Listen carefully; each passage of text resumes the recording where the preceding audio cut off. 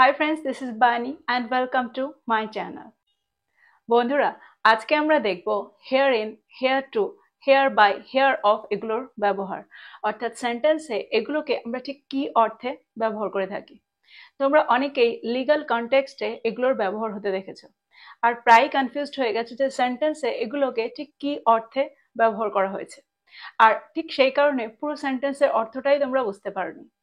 আর এগুলো জানা আমাদের খুবই দরকার, কারণ আমরা প্রায়ই ফর্মাল কিছু পড়ার সময় এগুলোর সম্মুখীন হয়ে থাকি আর মাঝে মাঝে কনফিউজড হয়ে যায় যে সেন্টেন্সে এগুলোর অর্থটা কি।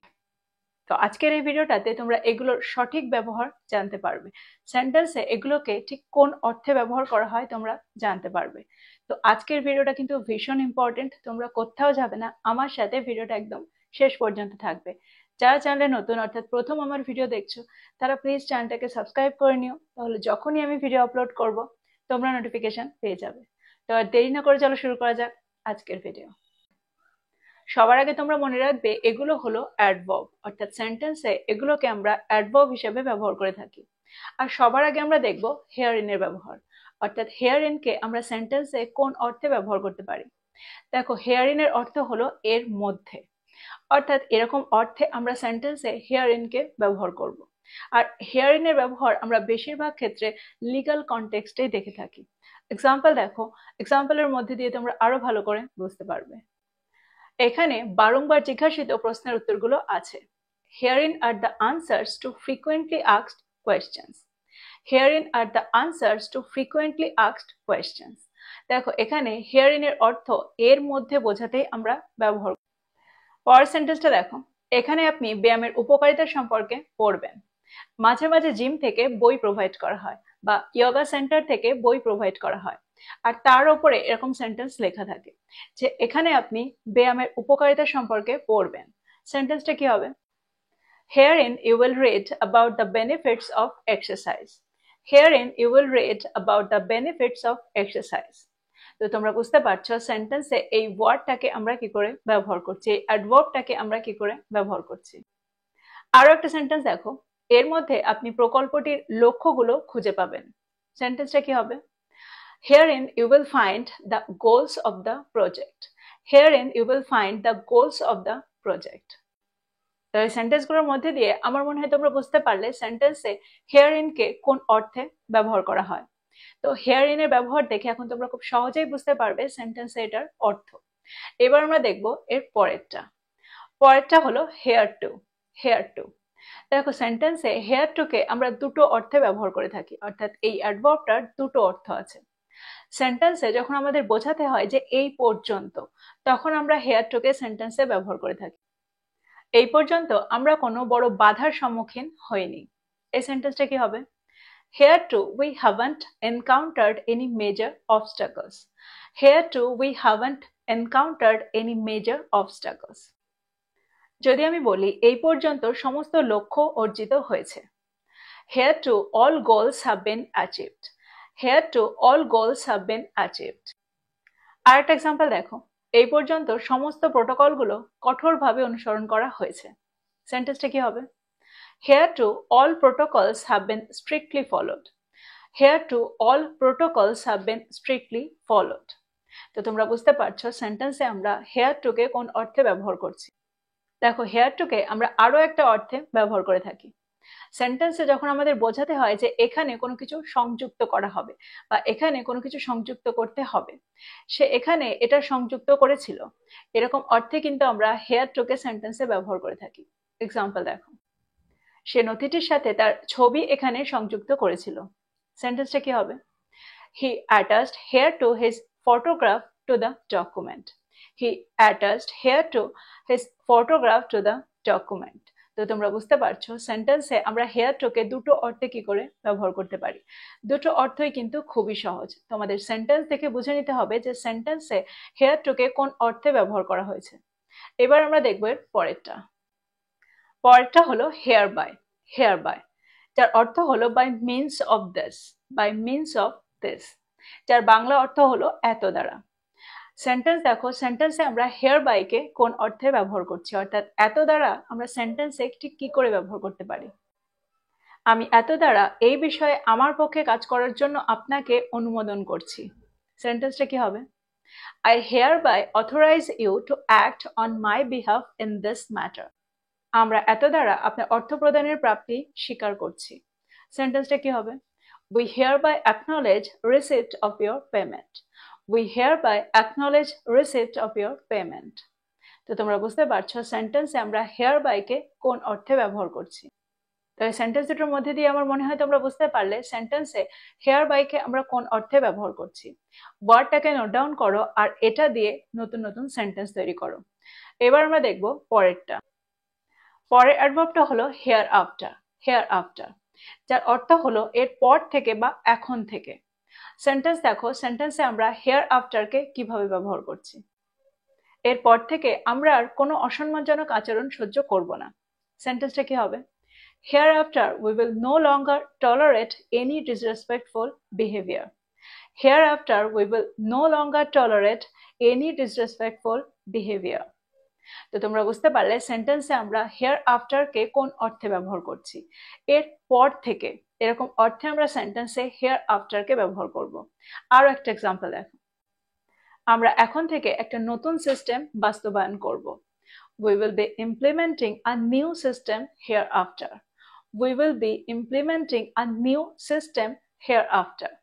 দেখো সেন্টেন্সে hereafter কে আমরা শুরুতেও রাখতে পারি আর শেষেও রাখতে পারি।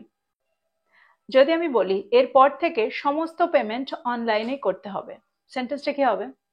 Hereafter all payments must be made online. Hereafter all payments must be made online. পরেরটা হলো hear from. Hear from, যার অর্থ হলো এখান থেকে। দেখো আগেরটার সাথে এটাকে গুলিয়ে ফেলবে না। আগেরটা ছিল এখন থেকে বা এরপর থেকে, আর এটা হলো এখান থেকে। এক্সাম্পল দেখো, তোমরা আরো ভালো করে বুঝতে পারবে। যদি আমি বলি এখান থেকে আমরা পুরো শহরটা দেখতে পারি, সেন্টেন্সটা কি হবে? Here from we can see the entire city. Here from we can see the entire city. তো তোমরা বুঝতে পারছো হেয়ার ফ্রম এর কি অর্থ। এখান থেকে অর্থাৎ এই জায়গা থেকে বোঝাতে আমরা সেন্টেন্সে হেয়ার ফ্রম এর ব্যবহার সেন্টেন্সে করতে পারি। যদি আমি বলি প্রকল্পটির জন্য তহবিল এখান থেকে আসছে, সেন্টেন্সটা কি হবে? The funds for the project are coming here from. The funds for the project are coming here from. এখান থেকে আমরা সম্ভাব্য ঝুঁকি চিহ্নিত করতে পারি, সেন্টেন্সটা কি হবে? Here from we can identify the potential risk. Here from we can identify the potential risk. তো এই সেন্টেন্সগুলোর মধ্যে দিয়ে আমার মনে হয় তোমরা বুঝতে পারলে সেন্টেন্সে হেয়ার ফর্মকে আমরা কোন অর্থে ব্যবহার করছি। আর সেন্টেন্সে এবার থেকে তোমরা এই ওয়ার্ডটা দেখে আর কনফিউজড হবে না, খুব সহজেই বুঝতে পারবে সেন্টেন্সে এই ওয়ার্ডটার কি অর্থ। এবার আমরা দেখবো এর পরেরটা, হেয়ার অফ, যার অর্থ হলো অফ দিস বা অ্যাবাউট দিস। অর্থাৎ সেন্টেন্সে এর এই অর্থে, অর্থাৎ এর অর্থে আমরা সেন্টেন্সে এই ওয়ার্ডটাকে ব্যবহার করতে পারি, এই অ্যাডভার্বটাকে ব্যবহার করতে পারি। এক্সাম্পল দেখো সেন্টেন্সে আমরা ঠিক কিভাবে এই ওয়ার্ডটাকে ব্যবহার করছি। এর দায়িত্বগুলো স্পষ্টভাবে সংজ্ঞায়িত করা হয়েছে। The responsibilities hereof are clearly defined. The responsibilities hereof are clearly defined. তো তোমরা বুঝতে পারছো সেন্টেন্সে hereof কে আমরা কোন অর্থে ব্যবহার করছি। অনুগ্রহ করে এর নিচে স্বাক্ষর করুন, সেন্টেন্সটা কি হবে? Please sign at the bottom hereof. Please sign at the bottom hereof. দেখো সেন্টেন্সে hereof কে আরো একটা অর্থে ব্যবহার করা হয়ে থাকে। আমরা hereof কে এর পরে বোঝাতেও সেন্টেন্সে ব্যবহার করে থাকি। এক্সাম্পল দেখো, এরপরে আপনি কোনো বাধার সম্মুখীন হবেন না, সেন্টেন্সটা কি হবে? Hereof you will not encounter any obstacles. Hereof you will not encounter any obstacles. তো এই সেন্টেন্সগুলোর মধ্যে দিয়ে তোমরা বুঝতে পারলে সেন্টেন্সে আমরা এই ওয়ার্ডটাকে কি করে ব্যবহার করছি। দেখো এই ওয়ার্ডটাকে দুটো অর্থে আমরা ব্যবহার করছি। একটা হলো এর বোঝাতে, অর্থাৎ অফ দিস বা অ্যাবাউট দিস এর অর্থে আমরা এই ওয়ার্ডটাকে, অ্যাডভার্বটাকে সেন্টেন্সে ব্যবহার করতে পারি। আবার সেন্টেন্সে এর পরের অর্থেও কিন্তু আমরা এই অ্যাডভার্বটাকে সেন্টেন্সে ব্যবহার করছি। পরেরটা হলো হেয়ার অ্যাবাউট। হেয়ার অ্যাবাউট, যার অর্থ হলো আশেপাশে বা এই পাশেই। আমরা মাঝে মাঝে বলে থাকি আমার স্কুলটা এই পাশেই ছিল বা আশেপাশেই আমার স্কুলটা ছিল। তো এরকম অর্থে কিন্তু আমরা সেন্টেন্সে হেয়ার অ্যাবাউট কে ব্যবহার করতে পারি। এক্সাম্পল দেখো তোমরা আরো ভালো করে বুঝতে পারবে। আমরা আশেপাশে একটা ভালো রেস্তোরাঁ খুঁজে পেতে পারি। সেন্টেন্সটা কি হবে? We can find a good restaurant here about. We can find a good restaurant here about. যদি আমি বলি আশেপাশে কোথাও একটা শপিং মল আছে, সেন্টেন্সটা কি হবে? There is a shopping mall somewhere here about. There is a shopping mall somewhere here about. তো তোমরা বুঝতে পারছো সেন্টেন্সে আমরা এই ওয়ার্ডটাকে কত সহজেই ব্যবহার করতে পারি। আশেপাশে বোঝাতে আমরা সেন্টেন্সে here about কে ব্যবহার করছি। পরেরটা হলো heretofore. heretofore যার অর্থ হলো এর আগে বা এর পূর্বে। এরকম অর্থে আমরা সেন্টেন্সে heretofore কে ব্যবহার করতে পারি। এক্সাম্পল দেখো, তোমরা আরো ভালো করে বুঝতে পারবে। এর আগে আমরা কোনো সমস্যার সম্মুখীন হইনি। Heretofore we haven't encountered any issue. Heretofore we haven't encountered any issue. এর আগে আমি কখনো বিদেশ ভ্রমণ করিনি। Heretofore I had never traveled abroad. Heretofore I had never traveled abroad. এর আগে তিনি ব্যায়ামের গুরুত্ব উপলব্ধি করেননি। সেন্টেন্সটা কি হবে? Heretofore he hadn't realized the importance of exercise.